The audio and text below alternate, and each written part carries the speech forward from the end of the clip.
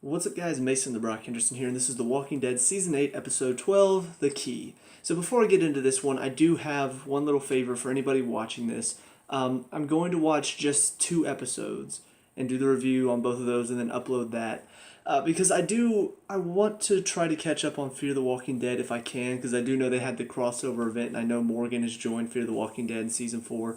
And even though I haven't really enjoyed it up to where I've seen, which is about I think like the first part of season 3 is where I stopped. And I tried to find a way like to see if maybe the AMC app, if there's a way to stream it on there, but they didn't have it. So anybody watching this, if you could please tell me a way that I could get caught up on season 3. I didn't see it on Netflix. I don't have Hulu, so if there's another way I can, please let me know, because I would like to try to get caught up on that so the crossover makes a bit more sense to me.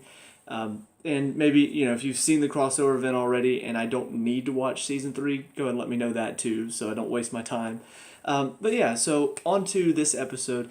This one, there are a few interesting things about it, but there are also some things that kind of stood out as, not great either. So first of all, we'll talk about the stuff in it. They meet this woman whose name escapes me because, as always, I'm terrible with names. But yeah, she leaves this basket outside of Hilltop. Maggie sees it. They bring it in. There's a note saying, fill it up, take it to wherever. And so Maggie, Michonne, and Enid all go to meet them. And it's this older woman with these 2 people with her talking about how, you give us food, we'll give you knowledge, or something like that. And I'm just like, where did these people come from? Don't get me wrong, this concept could be interesting. Like, she's talking about giving them information. At the end of the episode, when Maggie finally does give her the food that she's asking for, she gives them information they need to build, like silos and windmills and stuff like that, that will help them further their community, which is interesting. The fact that there's somebody out there like that. However, I do kind of feel like they're just sort of random. Like, how have you survived this long? How do you still have gas in your van? You said you're meeting other communities, but you haven't in a long time. Does that mean there are people? I mean, I need more information on them, because it kind of feels a bit like they just appeared out of nowhere. These random people that we've never met before. I guess I want to know a bit more about their backstory before I decide whether or not they actually make sense. But yeah, so they're apparently going around trying to help people. I'd be interested. I doubt they've met the saviors, because if they have, then they probably would have been taken in, because Negan would be like, hey, you got information. I want that. I'm going to take that from you. So I do doubt that they've met the saviors yet, but I mean, they did help a little bit. I'll be curious to see if we know anything else about them after this episode, or if they just appeared for one episode to bring up something later. I don't know. But yeah, I do find it interesting that they're kind of throwing this in sort of randomly, and I'm wondering if it's going to be a bigger deal later on this season. We also see that this is sort of taking a toll on the people of Hilltop. We see, once again, it's interesting how Maggie seems to be caught in the middle of these people. First we see Michonne, who again feels like Carl was right. We need to try to listen to what Carl was trying to say. And Enid, who's on the other side, she's like, I killed someone and I'm still alive. Carl saved someone and he's dead. And so she sees like the reverse side of it. And Maggie is trying to figure out where her stance is. She's still kind of in between. And I do hope she makes her decision soon. She decides at the end of this episode, obviously, to help the woman, which shows that she is leaning a bit more towards Carl's side. But we see that she's still indecisive for most of this episode, which is how it was earlier, where Jesus was like, let's save these people, let's keep them alive, and Tara was like, let's just kill them. I mean, who cares? So I find it interesting that she's always the one sort of caught in the middle of 2 people arguing about opposing sides. And I wonder if there's a reason for that, or if it's just because they're trying to make Maggie the middle ground in all of this. She's trying to see both sides of it. I'm not really sure what the purpose of it is, but I do find it interesting that this is the second time this has happened this season for her. But we do see a little scene at the end between Michonne and Enid that I thought was nice, because Michonne's pretty much telling her, it's not easy, but I think Carl's saying, don't stop fighting. Obviously you got to fight to keep yourself alive and to fight for the future, but he's saying that there's got to be something afterward, which is exactly right. You can't just go on like Rick was doing with Jadis and just, oh, we can't trust her because we don't know her. Or, this random woman shows up, oh, we can't trust her because we don't know her. At some point, you do have to start trusting people. You do have to start saying, all right, we've got to help other people. Because if you don't, then you're never going to be able to get along with anyone. And it becomes just like the Saviors. So I did like that scene. That's probably the one scene that did stand out in this whole story. But anyway, on to the other stuff. We see a bit more of Simon and Dwight in this one. After Rick takes Negan's car out, there's like this little conversation going on between them for most of the episode, where Simon, obviously being the rebel that he is pretty much saying, screw Negan and his ways. If it were up to me or if it were up to you, we would have just moved on already. We would not be dealing with these people. Clearly, they're not going to listen to fear because we've tried that, and every single time we try it, it just keeps coming back at us. It keeps just, we tried fear, it doesn't work. We tried to scare him again, that doesn't work. And so he's pretty much telling him, I think Negan, the way he is, it's not working. It's not going to work with these people. So maybe it's time we just moved on. And finally, at one point, they come upon the crash site, and he just pretty much says, I think it's time to move on. Are you with me? And then Dwight flicks the cigarette into the car, makes it explode, and Simon's just like, good answer. Then they head back to the people, and this is where I found it very interesting. Because, of course, in Dwight's mind, he's like, yes, this is perfect. We get the Saviors to move on. We get him to move on from Negan and who he was. And that way, not only do I get to keep my standing here with the Saviors, but also it's a way to keep my other friends alive at Hilltop and Sanctuary. So he gets to stay alive and stay with the Saviors because he knows if he goes back there, Tara's going to kill him. But he also gets to keep them alive by leading the Saviors away. However, Simon, in his little tricky way, meant move on, as in let's move on from these people by getting rid of them, like he did with Jadis's people and the Scavengers.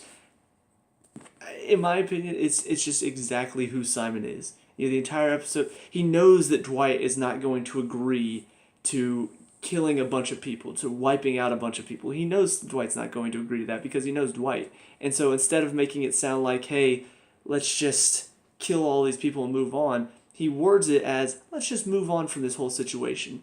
And then whenever he's talking to everybody and riling them up, that's when he brings out, yes, let's kill everyone and move on from this situation. I don't know. I like how they sort of worded that to make Dwight's answer reasonable.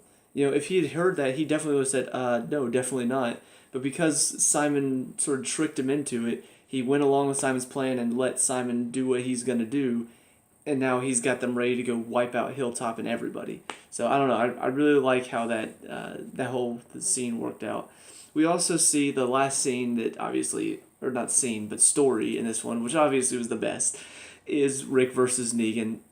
Rick does take out his car, chases him into a building, and there's just so much going on. It's going to be hard for me to remember all of it, but I do remember my favorite scenes. First of all, after Rick knocks him out of the car, he's like shooting at him, just trying to light him up with a bunch of bullets. And then finally they get inside. Rick pulls out his pistol, shoots at him, misses, and then runs out of bullets. And that's when Negan hears the click. He's like, well, Rick, looks like you're out of bullets. And that's when Rick pulls out the axe and chunks it at him. And that causes him to have to dodge out of the way, falls off the stairs, drops Lucille. And so now they're in the basement. It's completely dark. And that's when the talking starts. And this is, honestly, it was very good. We get to see more conversation between the two of them. This is where Rick finally reveals what happened to the Scavengers. I still feel like it would have more naturally come out when they were talking on the radio, but I'm glad that, like I said, this is something that naturally Rick would say. He's talking about, I could save you just like I've saved everyone. Oh, the Scavengers, is that how you save people? That's exactly how I imagined the conversation should have gone at first.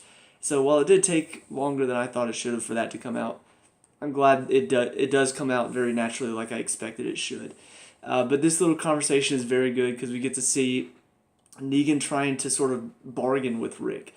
And I do kind of wonder if he would have let this deal happen. Because he does sort of make it a very good deal for Rick and his people. Obviously, Rick is going to have to work for him, and that's really what he wants, is just Rick to be humbled and embarrassed, really. But he offers him, you get to live, your people get to live. Instead of 50% of your stuff, I'll only take 25% of your stuff, which means your people get to live on a healthy 75%. You got to work for me as a janitor starting off, but you can work your way up. I mean, that's not that bad a deal for what the Saviors normally do. 50% makes sense why that's a horrible deal, because I mean, they're getting a ton of stuff. They're living the life of luxury while these people are living on half of what they scavenge and what they manage to bring in. The deal does kind of suck, but 75% is much, much better. I mean, it is a much better deal. It's actually a more reasonable deal if the Saviors really are going to be the muscle and sort of just keep them alive, keep them from being hurt by walkers and people trying to come in. I mean, it's still not great. It's still living under Negan, and obviously that's the big thing for them. They don't want to do that. But for Negan, it's actually a good deal. It's a deal that I did not expect him to make, especially because it means that people survive.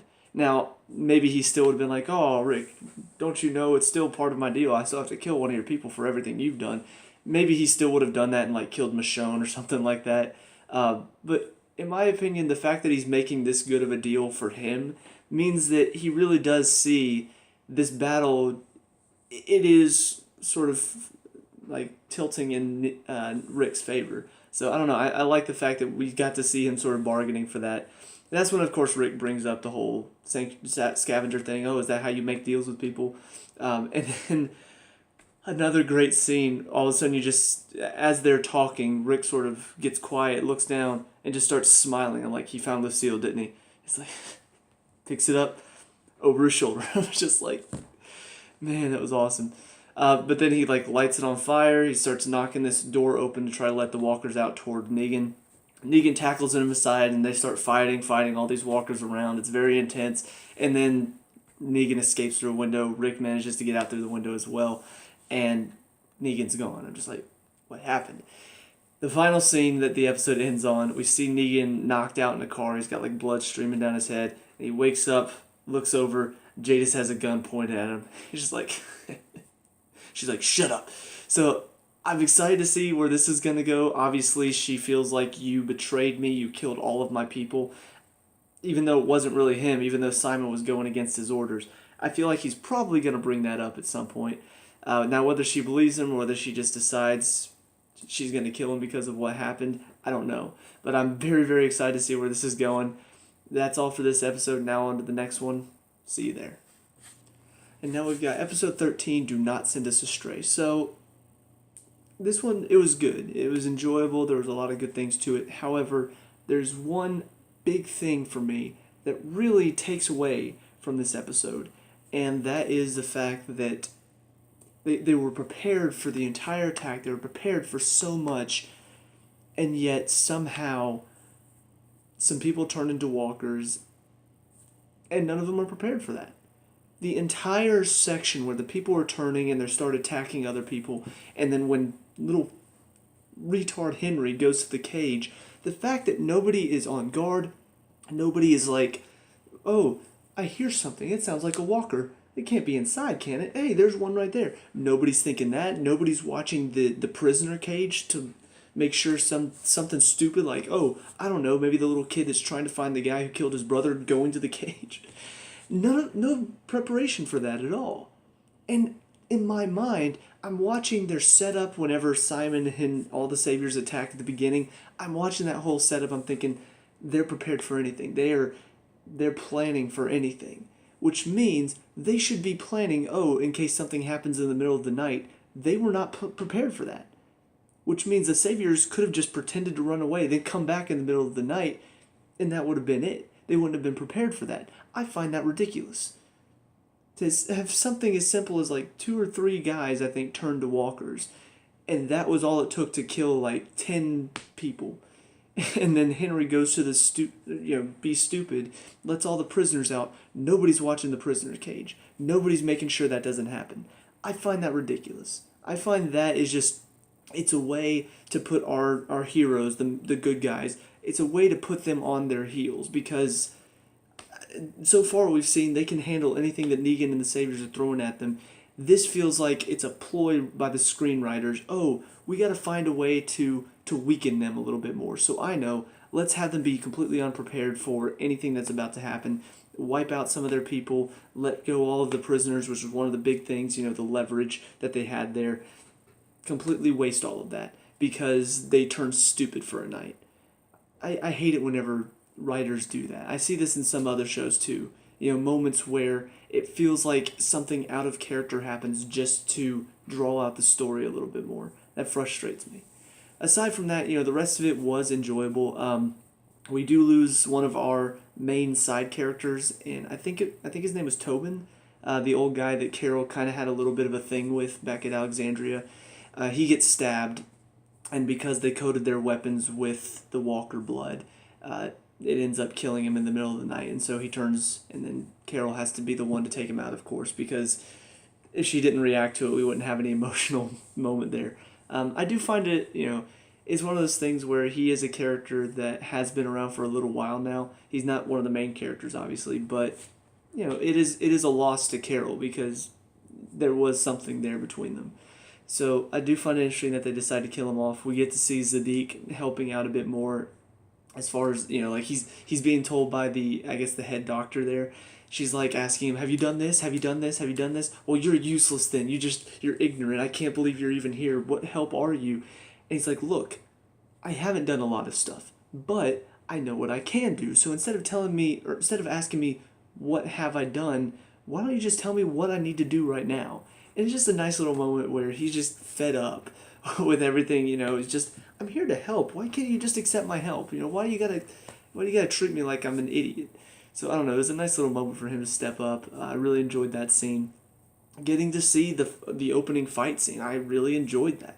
The cleverness of the ambush that they set up, everything that went into the preparation, and then the fact that they managed to drive him back. I thought it was really well done. It was very clever, and it just frustrates me even more, seeing them be so clever, to think that they were outdone by just stupidity. I find it very strange. We also have a little bit more, growth from Tara's character.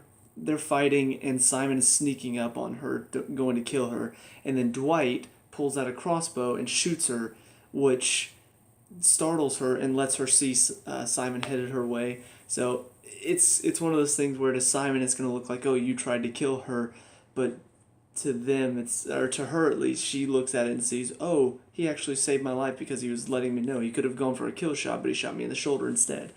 They do have this little moment at the end, which didn't really play out all the way. They're talking about how, the weapons were laced with something, people are getting sick and turning, and of course she got shot with an arrow. But that's all that's said. She talks about how he was trying to be a part of their group, but she never really let him. And, ain't karma a bitch. And I'm just like, so you're not going to talk about the fact that you don't feel sick at all? The fact that the weapon wasn't laced with Walker blood? Because I thought that's what they were going to bring up. But instead they just treat it like, oh, she's going to die soon. And then they cut it off before they go to kill her, before they do anything. It just cuts off mid-scene. So I thought that was a little weird. But I do think they are eventually going to realize, wait, she's not getting sick. So maybe Dwight wasn't trying to kill her. Which we all know, because at every turn when he's had a chance to, he's betrayed the Walkers and he's helped out us. And yet Daryl keeps acting like an idiot and keeps thinking, oh, he's not trying to help us. He's just trying to hurt us. He shot you with an arrow. Of course he's trying to kill you. And for some reason, now Tara, out of completely nowhere, gets shot with the arrow and just goes, no, he was trying to help us. He was trying to help us. He was trying to save me. He saved me out there. And I'm just like, where did this come from? I don't know. It was weird because her reaction when he first left made it seem like she still hated him. She still wanted him dead, and she didn't regret what she did. And now all of a sudden, she just completely, oh no, he was saving me out there. That's what he was doing. I don't know. It seemed kind of like a 180, which honestly, they should already see that he's trying to help. But it seemed like a 180 for her to just all of a sudden be like, oh, he's trying to help me. Oh gosh. So anyway, we go through all of that. Like I said, the people turn, they get sick. Let's talk about Henry real fast. Yeah, still the worst kid actor I've seen on the show so far. Good Lord. Kid, you really know how to read off the little cards behind the camera, but could you act like you're not reading off the cards behind the camera? Which one of you shot my brother? If you don't tell me, I'm gonna start shooting all of you. I'm gonna do it. I'll shoot. Man up. Be a man. Admit that you killed my brother.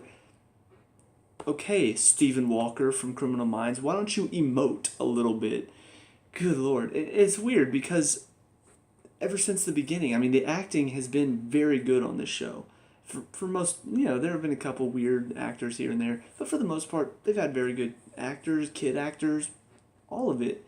And so the fact that the show has grown so big to where they can get some really good actors on the show, and they get this random kid who can't emote to save his life, I find it strange. But aside from that, as far as Henry's character is concerned, yeah, he's an idiot.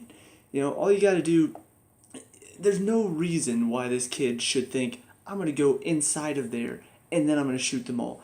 It should be, tell me who killed my brother or I'm going to start shooting you from outside the fence. I find it weird that, I don't know. It's weird to me that characters do stupid things on the show and they don't die. And I'm sure he's still alive somewhere. I'm sure he's like, he ran away because he got scared. He's like, oh my gosh, I almost died. And then ran away like a little wuss. They're searching for him at the end of the episode, can't find him anywhere, which means he probably did make it out. But we do see, some of the saviors did stay, which this one guy who's been acting really nice all season, I keep wondering, is this all a play? What is his end game here? He does stick around. Now, I don't know if the show's going to pull one of those, like, oh, you thought you could trust him, and then they give him a gun, and at the end he turns on him or something like that. They could still do that. But the fact that he and some of the saviors stuck around, stayed behind, and some of them hightailed it out of there, especially after Simon was like, oh, those guys that you captured, yeah, they're supposed to have their shit together. Kind of pretty much just said that they're worthless. I do kind of feel like that means some of them realized, oh, well, we're completely expendable to them, so why would we want to help them anymore? When, even though we're prisoners here, they still have been giving us food, they've still been treating us well enough. I kind of feel like some of them feel that way, and then some of them were just like, crazy, because some of the saviors are. And so those are the people that hightailed it out of there, like the long-haired guy, because, good Lord, he cannot die no matter what he does.